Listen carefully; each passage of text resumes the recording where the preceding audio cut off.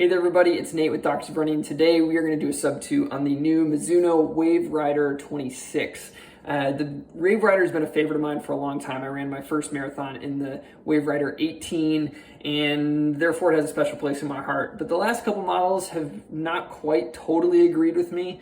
The 24 was where they first introduced Mizuno Energy, 25 is when it got full length, but there was a couple things about the 24 and 25 that didn't sit well. One of them was the fit in the upper. It was built on what felt like a longer and even wider last, so it didn't hold my foot super well, and it just felt like there was too much wiggle room through the whole shoe, especially in the forefoot.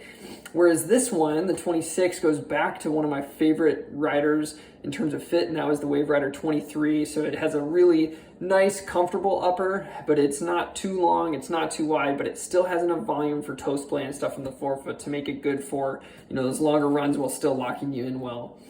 The other thing about the 25 that I had struggles with was there was a lot of flex grooves, and that combined with the new Mizuno Energy, which has a little bit more pliability to it, it was really flexible in the forefoot, and I would get a lot of pressure through my first MTP joint or the big toe joint.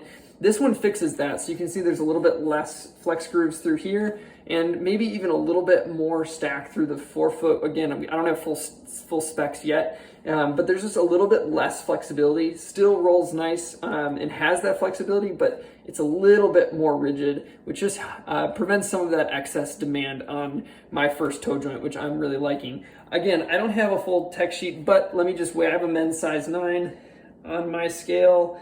We're looking at 10.1 ounces, 287 grams. So that's what you're going to get with the Wave Rider 26. We're going to be getting full miles on this shoe, and it obviously, I should also say it has the very typical Mizuno 12 millimeter drop for the Wave Rider, and you can definitely feel the 12 millimeters. They have a lot of rubber in the heel, and that kind of stiffens up that heel a little bit, so you can feel that it's a higher drop shoe. So if you're partial to them, you're still going to get that in this shoe.